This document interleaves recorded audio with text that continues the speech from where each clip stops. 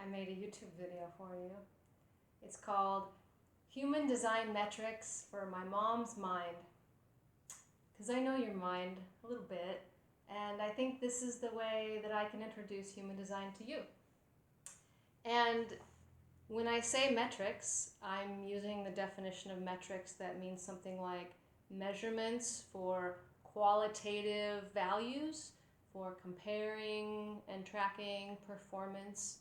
And that's pretty much what human design does. It's sometimes called the mechanics of the Maya, or the science of human differentiation, because it uses metrics to demonstrate visually how different we are, how unique each of us is, and these metrics can be tested by you or anyone else in the human design experiment. So this distinguishes human design from a lot of things that some people might think it is. It's not a philosophy. There's nothing to believe because you can verify it and no one will ask you to believe it. And it's definitely not moral. It's dualistic in what it presents, in that it shows that there is a light and there is a dark, and it is impossible to have one without the other. No matter what the Catholic Church or any other system might try to say about humans, we have dark and we have light. So the reason I'm standing in front of this thing is that I like it to remind me that the mechanical input for human uniqueness comes from neutrinos, and neutrinos come from stars, including our star, the local sun. And the way that we demonstrate that in a simplified version is with this thing called the body graph. And so I'm going to introduce you to my body graph. It looks like this. And this is definitely like the coloring book version, okay? But it shows everything that anyone really needs to know. And it starts with my birth, when I finally made it out of your birth canal. At that time, my personality was imprinted by the neutrino stream, and more specifically, the location of the sun and the earth and the moon and Mercury and Venus and everything. They were in locations in the sky that correspond to these numbers, and I'll get back to these numbers, okay? So you're familiar with this basic idea that the location of the planets has an effect on the human when the human is born. Now, what makes human design different than astrology, because it's not astrology at all, is that there's this column over here, and this was the imprinting by the astral bodies when my consciousness entered the fetus that was in your body at the beginning of the third trimester. So in human design, we see that there is a quantum between this personality that I'm conscious of and this body design that I am not conscious of, but which you can see. Other people can see this in me, this unconscious in me, and yet I don't have the ability to access it. But now that I can see it here, things are different. Okay, so I'm going to go next to what these numbers are even about. Okay, these numbers right here, the 61, the 62. So you want to know what those are about. These are the hexagrams of the I-Ching. So you can go to your I-Ching. You've had one in the house forever. I've never seen you open it. I never opened it. But that I-Ching describes life through humans in a way that is timeless. So if you want to know about the dominant force of my life force, look at the 61, look at the 62 in your I-Ching and tell me that you don't see some things there, okay? So what we have in the center here, in the body graph, is we have 1, 2, 3, 4, 5, 6, 7, 8, 9 centers. Now, you've done a little yoga, so you've probably heard of the chakras, and there's 7 of them. Well, humans used to have 7 chakras, 7 energy centers. Neanderthals had 5. They were less complicated. Modern humans, we have 9 now. We're more complicated than ever. And these hexagrams live in these energy centers. We all have the potential to be activated by any of those 64. But on the particular day that my consciousness was born and the day that my body was born, these were the locations. So the neutrinos related to those positions imprinted me to create unique ISA. And the reason that some of these are filled in and some are white has to do with the fact that there's channels between these, and where there are channels, i.e. constant communication between 2 energy centers, then there's a consistent life force. And here I have some imprinting, but it's not connected to another center, so it's not a consistent life force.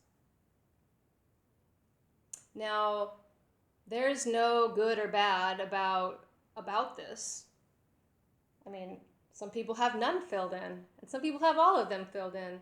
But it makes life different, okay? Because in places where we have consistent life force, we are less prone to conditioning and more consistent in being ourselves. It's easier to be yourself when you have a consistent life force there. You are more prone to being conditioned by your family and your community and outside influences in these centers that are inconsistently energized. So, for example, 70% of humans, including yourself, have this one filled in. I don't. That means that my life force is different than the majority, okay? And I'm different than, we're all unique, right? But that's one of my uniquenesses. So, what I'd like to introduce to you is a basic result of this body graph, okay? So, this is like the design, this is like the blueprint for a sailboat or an airplane. And you're familiar with how airplanes and sailboats move through air. And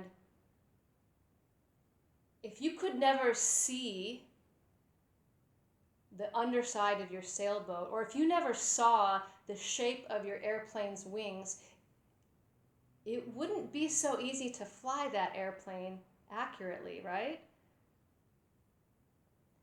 This reveals the geometry of your energetic being. And what it shows, what the science shows, is that there are basically 4 models of humans. And the 4 models, statistically speaking, consist of a category that starts with 70% of humans. You are in the 70%. Your ex-husband, my adoptive father, is in the 70%. Your youngest daughter is in the 70%. You guys are equipped to respond to life with your life force, energy, and vitality. It's right here.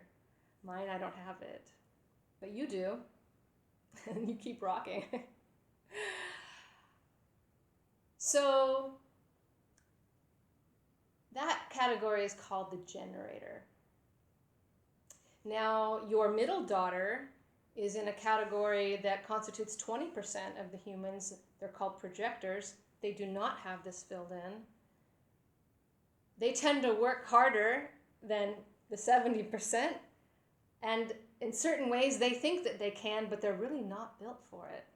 And if they work too much, they're going to get bitter about it. And unfortunately, we've seen some of that in her. Now, you've heard me say that I'm in this 9% category. The fact that I have these defined like this, that geometry makes me a manifester. So I don't have consistent life force power. You've seen that. But I do have the ability to do new things and initiate new things, and whether I like it or not, I impact people. It's nice to know. You know, I thought I was alone because I don't know why, because I thought too much, which I do, by the way. That's what that's about. But now that I know that I have a high impact vehicle that needs to be alone and resting most of the time, life is a lot smoother for me, okay? So that's a practical effect of knowing my own model geometry. Now there is a kind of a psychological labeling that can happen around the proper driving of your vehicle, okay? And for generators like you, the word is satisfaction. If you are driving your vehicle the way it's meant to be driven, i.e. not from your mind, but from responding to life with your life force power and using up your life force power every day, then at the end of that day, and you feel satisfied, bingo, you are driving your car correctly. If you're feeling frustration, that means you are not driving your vehicle correctly. Now, the sign for me is different. As a manifester, if I'm feeling anger, that means I'm not being me. That means I'm trying to be something else that I'm not. So anger is the sign, oh, Isa, you are not on the right path right now. But for me, the sign that I'm on the right path is peace. If I feel peace, it doesn't matter what I'm doing or what I'm not doing, or what I accomplished that day or not, or whether I met my goals or not, because that's not what this living thing's about, okay? It's about peace for me. And based on our last few conversations, I think you've heard that I have peace now. So I'm on my right track. And for you, I'm wishing you lots of satisfaction.